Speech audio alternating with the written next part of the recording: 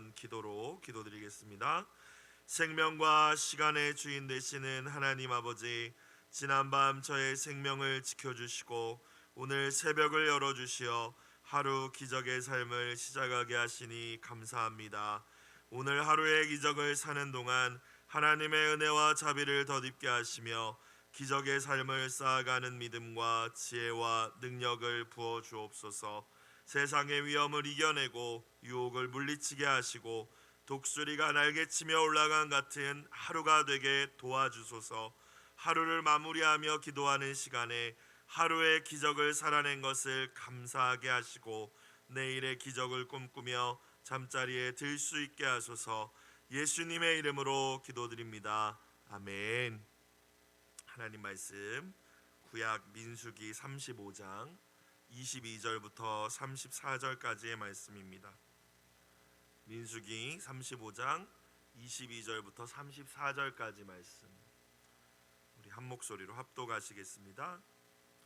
악의가 없이 우연히 사람을 밀치거나 기회를 엿봄이 없이 무엇을 던지거나 보지 못하고 사람을 죽일 만한 돌을 던져서 죽였을 때에 이는 악의도 없고 해하려 한 것도 아닌즉 회중이 친자와 피를 보복하는 자 간에 이 규례대로 판결하여 피를 보복하는 자의 손에서 살인자를 건져내어 그가 피하였던 도피성으로 돌려보낼 것이요 그는 거룩한 기름 부음을 받은 대제사장이 죽기까지 거기 거주할 것이니라.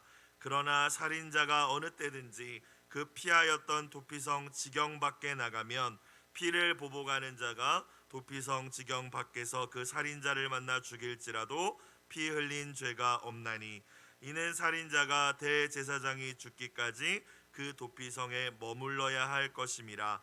대제사장이 죽은 후에는 그 살인자가 자기 소유의 땅으로 돌아갈 수 있느니라. 이는 너희의 대대로 거주하는 곳에서 판결하는 규례라. 사람을 죽인 모든 자 곧 살인한 자는 증인들의 말을 따라서 죽일 것이나 한 증인의 증거만 따라서 죽이지 말 것이요 고의로 살인죄를 범한 살인자는 생명의 속전을 받지 말고 반드시 죽일 것이며 또 도피성에 피한 자는 대제사장이 죽기 전에는 속전을 받고 그의 땅으로 돌아가 거주하게 하지 말 것이니라. 너희는 너희가 거주하는 땅을 더럽히지 말라. 피는 땅을 더럽히나니 피 흘림을 받은 땅은 그 피를 흘리게 한 자의 피가 아니면 속함을 받을 수 없느니라. 너희는 너희가 거주하는 땅 곧 내가 거주하는 땅을 더럽히지 말라. 나 여호와는 이스라엘 자손 중에 있음이니라. 아멘. 이 아침 말씀을 통하여 주시는 귀한 은혜가 함께 하시기를 축복합니다. 이제 어제의 말씀에 이어서 오늘 말씀도 도피성에 관한 규례와 또 특별히 살인자에 대해서 어떻게 처리해야 할 것인지, 가나안 땅에 들어가서 이스라엘 백성이 하나님의 나라로 이제 살아갈 때에 어떻게 다른 민족들과는 다른 모습으로 살아가야 하는지 하나님께서 말씀하고 계십니다. 고대 사회의 대부분의 법들은 사실 눈에는 눈, 이에는 이, 이런 형식의 법들이 많았죠. 왜냐하면 눈에는 눈, 이에는 이라는 것이 결코 잔인한 것이 아닙니다. 예를 들어서 누군가가 내 가족과 친족을 살해했다 그러면 그 죽인 사람만 죽이는 경우가 있는 것이 아니라 그 친족 마을을 쑥대밭 만들고 복수하는 일들이 고대 사회에는 많이 일어났습니다. 그래서 무분별한 살인을 막고 이제 그런 복수들을 막고자 법을 만든 것이죠. 살인자의 경우 이유가 무엇이고 의도가 있든 없든 친인척이 피해 복수자가 되어서 그를 죽일 수 있었습니다. 율법도 마찬가지였습니다. 하나님의 말씀도 살인한 자는 반드시 죽일지니라 말씀하시죠. 그 피해 복수자가 그를 죽일 수가 있었어요.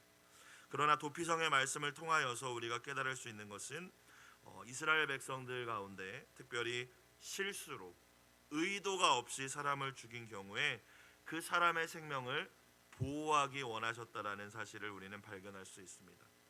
하나님께서 우리의 중심과 마음의 의도를 중요하게 여기신다라는 거예요. 그래서 우리가 살면서도 물론 모든 죄는 십자가 예수님의 보혈로 우리가 씻김을 받고 그 은혜로 살아가는 것이지만 고의로 의도적으로 알면서도 짓는 죄는 하나님이 보실 때에 더 안타까운 죄라는 사실을 이 아침 먼저 저와 여러분 깨달으실 수 있기를 주의 이름으로 축원합니다. 실수할 수 있죠, 물론 사람이. 그러나 우리가 이것이 죄임을 분명히 알고도 선택하는 경우도 적지 않을 거예요. 그런 죄들은 주님 앞에 더욱더 겸손하고 철저하게 회개할 수 있기를 주의 이름으로 축원합니다. 자, 이제 누군가가 도피성 사실 레위인들의 성읍 가운데 하나이지 않습니까?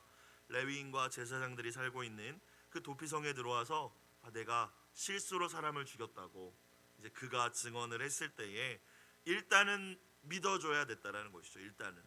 일단은 그의 말을 믿어주어서 피해 보수자가 복수하고자 하는 친인척이 그를 막 쫓아다니면서 죽이려고 하는 상황이라면 이 도피성에서 그의 생명을 보호해 주어야 했습니다. 일단은 재판이 열리기까지 보호하고 그 재판의 결과 정말 그가 의도 없이 실수로 살해했음이 확정되면 끝까지 또 보호해 주어야 했어요. 피해 복수자는 함부로 도피성 안에 들어와 있을 때 이 사람을 살해할 수가 없었습니다. 만약 살해한다면 그것은 율법대로 한 것이 아니기 때문에 그가 또 다른 살인을 저지른 이제 범법자가 되는 것이었죠. 오늘 말씀 22절부터 다시 볼까요? 악의가 없이 우연히 사람을 밀치거나 이렇게 다니다가 밀치거나 기회를 엿봄이 없이 뭘 던지거나, 근데 뭘 함부로 던지는 것 자체도 참 위험한 일이긴 한데 어찌됐건 죽이려고 던진 건 아니라는 거예요. 악의도 없고 기회를 엿보는 것이 아니라 그냥 나도 모르게 사고로 실수로입니다. 원한이나 미워하는 일 없이 무의식 가운데 또 일어나는 일들을 의미하는 거예요. 그런데 반대로 생각해 보면 악의를 가지고 하는 일은 정말 하나님 보실 때 악한 일이라는 것이고, 누군가를 어떻게 좀 해코지 하려고 기회를 엿보는 일도 참 악하다라는 것을 우리는 이 말씀을 통해서 깨달을 수 있습니다. 물론 우리가 누굴 밀치고 어떻게 죽이려고 그런 행동을 하진 않겠지만 하나님 의도를 보시기 때문에 다시 한번 이 악의라는 단어, 기회를 엿본다는 단어를 잘 생각하셔야 됩니다. 하나님 나라의 백성은 다른 사람의 생명을 나의 생명과 같이, 다른 사람의 인격을 나의 인격과 같이 존중하는 사람들이 하나님 나라 백성인 줄로 믿습니다. 자, 23절 또 보지 못하고 못 봐가지고 사람을 죽일 만한 돌을 던져서 뭔가를 집을 지으려고 하든 어떤 일을 하려고 하다 돌을 막 던지다가 거기에 사람이 맞을 수도 있으니까요. 그렇게 해서 죽였을 때에 이는 악의도 없고 헤아려 한 것도 아닌즉, 다시 한번 악의라는 단어가 나오죠. 악한 의도. 하나님은 참 이거를 중요하게 보시는 거예요. 어떤 의도로 그 행동을 했는지. 그런데 악한 의도가 없은즉 24절 그렇게 되면 회중이 친자와 피를 보복하는 자 간에 이 규례대로 판결하여, 자 이제 도피성의 규례대로 도피성에 잘 생명을 보호받고 있던 자가 계속 거기 숨어 사는 것이 아니라 이제 공정한 재판을 치러야 했습니다. 회중들이 있는 자리에서 이제 그 실수로 사람을 죽였다고 주장하는 사람과 이제 죽은 자의 친인척, 이 사람을 죽일 수 있는 권한을 가진 자가 이제 놓고 재판을 하는 것이죠. 뒤에 나오지만 이 살인에 관한 재판은 또 증인들이 2명 이상이 있어야 됐기 때문에 와서 같이 재판을 했겠죠. 내가 봤는데 저 사람 정말 실수로 한 거다, 이런 이제 증인들과 정황을 다 파악하는 거예요. 그런데 만약에 그가 거짓말을 한 것이고 의도적인 살인이라고 하면 도피성에서 그를 보호해주지 않았습니다. 사형이죠, 사형. 그리고 피해 보수자에 의해서 죽임을 당해야 했어요. 그러나 정말로 그의 말처럼 고의성이 전혀 없는 우발적인 사고로 판결이 딱 내려지면, 이 비고의성이 완벽하게 입증되면은 어떻게 됐어요? 25절을 보겠습니다. 피를 보복하는 자의 손에서, 이제 그를 죽이려고 쫓아오는 그런 사람들의 손에서 살인자를 모하여 건져내어 그가 피하였던 도피성으로 돌려보낼 것이요. 하나님께서는 언제나 하나님의 사람들을 건져내어 주시는, 구원해 주시는 우리 하나님이심을 믿으시길 주의 이름으로 축원합니다. 이 사람의 의도 없이 정말 실수로 그런 것이라면 하나님은 이를 건져낼 방법을 마련해 주신 것이죠. 그렇죠? 그 고대 사회에 사람 죽였다라는 것은 더 이상 살 수 없는 일일 텐데 하나님은 이스라엘은 달라야 된다는 거예요. 의도가 없다라면 보호해 줘야 된다는 거예요. 건져내어 다시 도피성으로 가서 이제 보호받을 수 있도록 하셨던 것입니다. 자, 그리고 피해 보수자는 그의 생명을 이제 함부로 해할 수 없었어요. 자, 그러나 비록 실수이기는 했지만 살인에 대한 사람의 어찌되었건 생명을 빼앗은 일에 대한 책임이 완전히 사라지는 것은 아니었습니다. 25절 후반부를 보니까요. 근데 도피성으로 들어가서 이제 그는 살아야 됩니다. 근데 언제까지 살아야 된대요? 그는 거룩한 기름 부음을 받은 누가 죽기까지 대제사장이 죽기까지 거기 거주할 것이니라. 이제 이것이 실수로 사람을 죽인 자에게 내리는 처벌이라면 처벌이겠죠. 레위인의 성읍마다 레위인들이 모여 살고 제사장들도 있었을 것이고 그 가운데는 대제사장이 있었을 거예요. 이제 특별히 오늘 25절에 거룩한 기름 부음을 받았다고 하는데 특별히 구별된, 그러니까 대제사장의 역할은 사실 모든 제사장들이 성소에 들어가서 비슷한 일들을 하지만 대제사장만이 할 수 있는 것은 온 백성의 죄를 대신해서 1년에 한 번 속죄일에 지성소까지 들어가는 일을 이제 하지 않았습니까? 모든 백성. 그러니까 이 성읍의 대제사장은 이 성읍과 자신이 속한 이제 이 영토의 지파들의 그 죄를 자기가 다 짊어지고 1년에 한 번 지성소까지 아마 들어가는 일들을 했을 것이죠. 그렇게 하나님 앞에 나아가서 이 모든 백성을 대신하는 역할, 대신 하나님께 그 죄를 아뢰는 역할을 했던 사람이 대제사장입니다. 그런데 이 실수로 사람을 죽인 사람의 경우에는 이 대제사장이 죽을 때까지는 자신이 들어갔던 도피성을 나올 수가 없었어요. 그 안에 있다면 안전했지만 대제사장이 죽기 전에 내 맘대로 막 고향에 가고 싶다고 가고, 이거 답답하다 여기서만 못 살겠다 해서 다른 데 뭐 놀러 가고 싶다고 가고, 이럴 수 없었다라는 것입니다. 자유가 제한이 된 것이죠. 살인에 대한 책임이 정말 완전히 사라져서 그가 완전한 자유를 얻을 수 있는 유일한 길은 그가 피신해 있는 그 도피성의 그 대제사장이 죽게 되는 경우였어요. 그 대제사장이 뭐 나이가 얼마이든 뭐 언제 죽을지 근데 아무도 모르는 것이지 않습니까? 도피성에 들어가서 1년 만에 이제 연로하여서 돌아가실 수도 있는 일이고, 아니면은 진짜 막 이 살인자보다 더 오래 살 수도 있는 일이고, 어찌되었건 그 대제사장이 죽어야지만 이 사람은 완전히 자유함을 얻고 이제 이동의 자유도 얻을 수 있었습니다. 또 피해 보수자가 그를 더 이상 어떻게 할 수가 없었던 거예요. 왜 하나님께서 이런 말씀을 주셨을까? 사실 대제사장이 이 부지 중에 살인한 자의 이 죄까지 그가 죽을 때 짊어지고 죽는다는 개념을 하나님께서는 이 말씀 가운데 넣어 주신 것입니다. 그래서 그에게도 어쨌든 이 자유를, 이 묶여 있는 것들을 이제 해방할 수 있는 길도 마련해 주신 것이죠. 물론 대제사장이 죽지 않는다면 그는 도피성에서 살다가 죽어야 했습니다.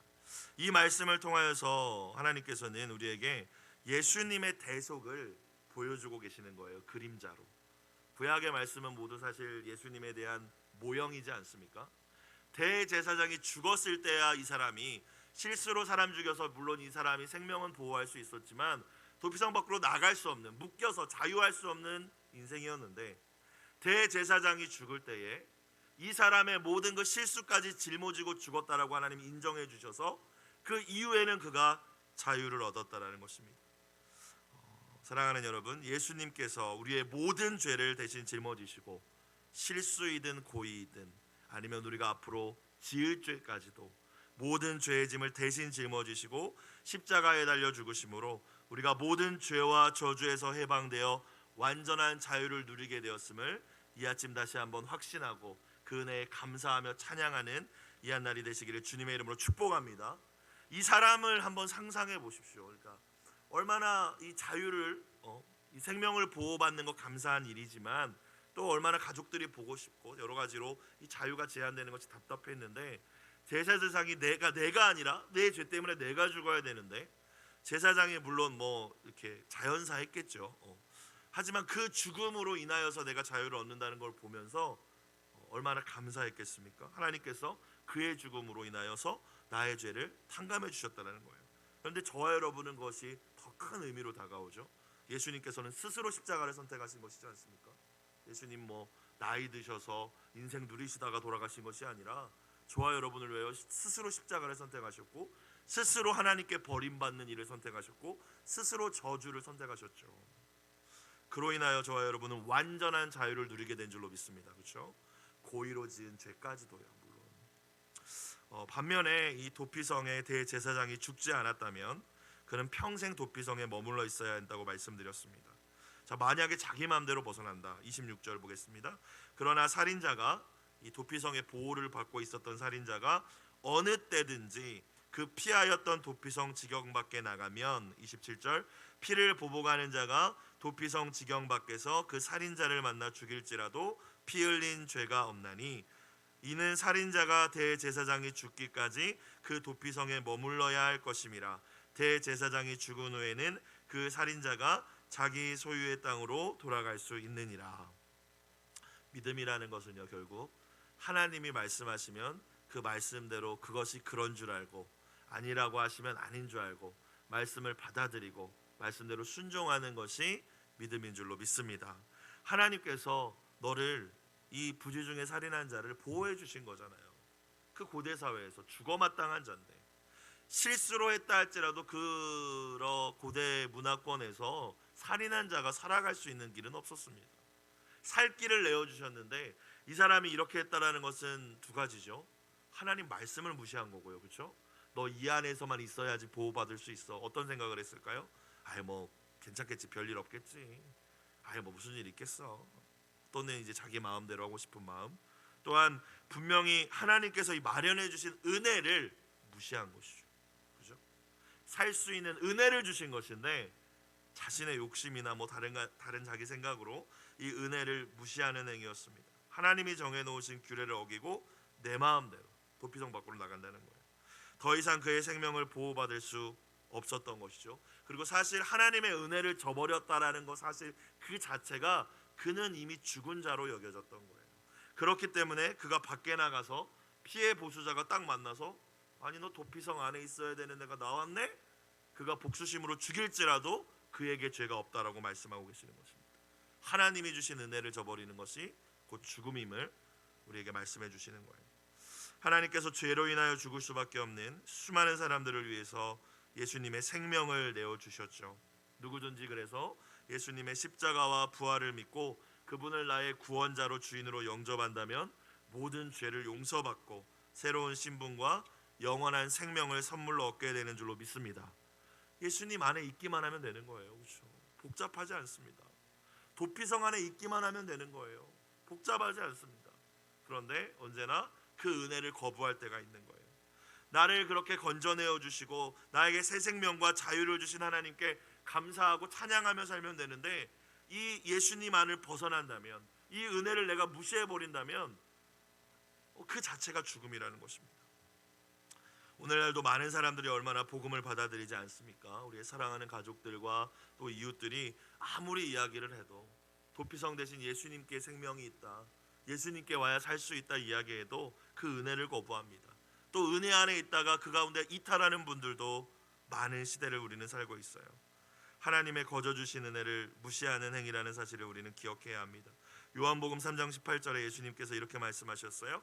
그를 믿는 자는 심판을 받지 아니하는 것이요 믿지 아니하는 자는 하나님의 독생자의 이름을 믿지 아니함으로 벌써 심판을 받은 것이니라. 믿지 않는 것 자체가, 그 은혜를 무시하는 것 자체가 이미 심판받은 것이라는 말씀입니다. 29절 이는 너희의 대대로 거주하는 곳에서 판결하는 규례라.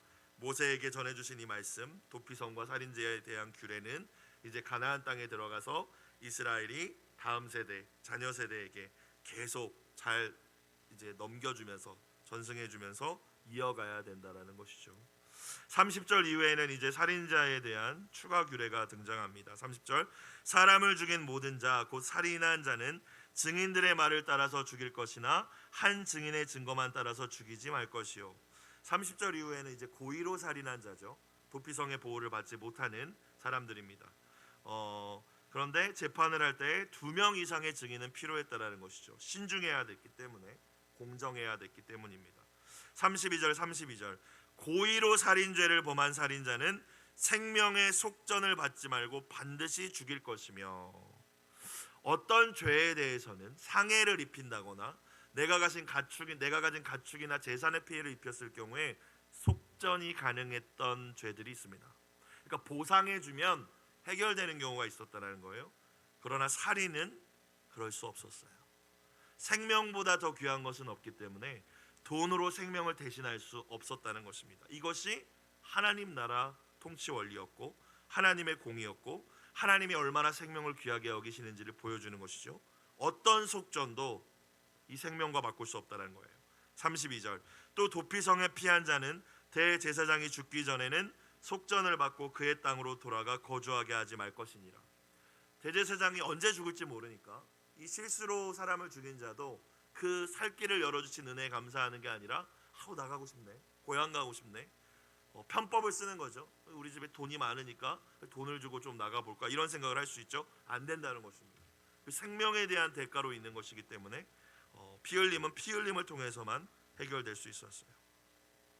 돈으로 생명을 살 수 없고 대신할 수 없다라는 것을 32절 말씀을 통하여서 우리는 깨달을 수 있습니다. 하나님이 생명의 주인 되시고 생명을 얼마나 존귀하게 여기시는지, 그래서 하나님 나라 백성들인 저와 여러분이 얼마나 다른 이들의 생명과 인격을 나의 것처럼 소중히 여기며 살아야 하는지를 우리는 깨달을 수 있습니다. 우리가 살고 있는 이 시대는 어떤 시대입니까? 생명보다 돈이 더 가치 있게 여겨지는 세상이죠. 32절의 말씀과 다르게 사람을 죽였어도 돈이 많으면 유전무죄가 되는 세상이 이 세대이지 않습니까? 인간의 나라, 세상의 나라입니다. 결코 하나님의 나라의 모습이 아니에요. 우리는 생명을 이렇게 경시하는 이 세상 나라의 모든 문화와 흐름을 거슬러서 하나님 나라의 백성답게 생명을 온전히 존중할 수 있는 모습으로 살아가야 할 줄로 믿습니다. 33절 너희는 너희가 거주하는 땅을 더럽히지 말라. 피는 땅을 더럽히나니 피 흘림을 받은 땅은 그 피를 흘리게 한 자의 피가 아니면 속함을 받을 수 없느니라. 더럽히지 말라. 이제 가나안 땅에 들어가서 이들이 정착하여 살 때 하나님께서 약속의 땅, 선물로 주신 이 땅을 더럽히지 말라 하십니다. 하나님은 죄악을 더럽게 여기시죠. 근데 그 가운데서 피 흘림은, 누군가를 살해하는 이 행위는 땅을 정말로 더럽힌다라고 말씀하고 계세요. 그리고 이 살인자에 대해서 하나님의 공의대로 제대로 처벌하지 않고 해결하지 않는 것 또한 이 땅을 계속 더럽게 내버려두는 일이라 말씀하시는 것입니다. 34절 너희는 너희가 거주하는 땅 곧 내가 거주하는 땅을 더럽히지 말라. 나 여호와는 이스라엘 자손 중에 있음이니라. 너희가 거주하는 땅은 곧 내가 거주하는 땅이래요.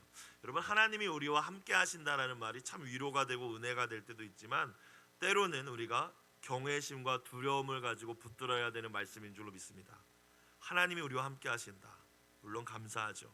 나의 모든 어려움에 함께 하시고 나를 붙들어 주시고, 그러나 하나님이 언제나 또 우리를 지켜보고 감찰하고 계신다는 사실도 기억해야 하고, 하나님이 거룩하신 분이시기 때문에 나와 함께 하신다면 나 역시 그 하나님과 거룩한 삶을 살아가야 한다는 것 또한 말씀하여 주시는 것입니다. 하나님께서는 이스라엘과 함께 하셨고 이 가나안 땅에 이스라엘과 함께 하셨기 때문에 그 땅이 거룩한 땅이 될 수 있었던 것이죠. 그래서 하나님이 보실 때 거룩하지 않은 우상 숭배, 성적 타락, 또 피 흘리며 누군가를 죽이는 이런 일들로 이 땅이 더럽혀진다면 아무리 구별된 이스라엘 백성이라 할지라도 하나님이 주시는 은혜와 축복을 누릴 수 없었습니다. 하나님의 방법대로 이 죄의 문제를 해결하지 않고 피 흘림도 이 살인자에 대해서도 공의대로 처벌하지 않을 경우에는 이스라엘이라 할지라도 하나님의 진노가 임할 수밖에 없었어요. 하나님은 거룩하신 분이시기 때문입니다. 고린도전서 6장 19절은 분명히 말씀하십니다. 저와 여러분에게 너희 몸은 너희가 하나님께로부터 받은 바 너희 가운데 계신 성령의 전인 줄을 알지 못하느냐? 너희는 너희 자신의 것이 아니라 값으로 산 것이 되었으니 그런즉 너희 몸으로 하나님께 영광을 돌리라. 선물로 받은 가나안 땅에서 이스라엘은 하나님과 동행하며 거룩하게 살아야 했습니다. 그렇죠? 그것이 하나님 나라 백성의 마땅한 삶의 태도였어요. 우리의 생명 또한 예수 그리스도의 대속으로 십자가의 은혜로 말미암아 선물로 주어진 새 생명임을 믿으실 수 있기를 주의 이름으로 축복합니다. 우리에게 주어진 신분도 하나님의 자녀, 천국의 백성이라는 이 신분도 선물로 거저 주어진 거예요. 맘대로 살라고 주어진 것이 결코 아니죠. 어떤 대가를 치르고 하나님께서 주신 생명인지 신분인지 저와 여러분은 기억해야 할 거예요. 우리가 거룩해서 우리가 성도가 된 것이 아니라 우리 안에 거하시는 하나님께서 거룩하시기에 저와 여러분은 성도가 된 줄로 믿습니다. 그렇다면 이제는 성도답게 살라는 거예요. 이 몸을 더럽히지 말라는 거예요. 이 땅을 더럽히지 말아야 되는 것처럼 이 몸과 이 마음과 생각과 입술과 우리의 모든 삶을 거룩하게 구별하여서 하나님이 기뻐하시는 삶으로 영광을 돌릴 수 있어야 할 줄로 믿습니다. 이 은혜가 함께 하시기를 주님의 이름으로 축복합니다. 기도드리겠습니다. 사랑과 은혜가 풍성하신 하나님 아버지, 점점 악해져가는 이 세대 가운데 생명보다 돈을 더 중요시하는 이 세상의 문화 가운데 우리가 연어와 같이 이 세상의 문화를, 이 세상의 풍조를 거스르고 오직 생명의 주인 되신 하나님을 경외하며 모든 사람의 생명과 인격을 존중하는 하나님 나라 백성의 삶을 살게 하여 주시옵소서. 우리의 중심과 의도를 면밀히 살피시는 주님 앞에서 항상 겸손하게 우리의 마음 깊은 곳까지 성찰할 수 있는 지혜가 있게 하여 주시고 결코 악한 마음을 품어 성령의 전이신 우리의 몸과 마음을 더럽히지 않게 하여 주시옵소서. 오늘도 예수님의 십자가 보혈의 능력만을 의지하여 힘입어 승리하는 귀한 날이 되게 하여 주옵소서. 생명을 내어주심으로 우리를 자유케 하신 완전한 대제사장 예수님의 이름으로 기도드리옵나이다. 아멘.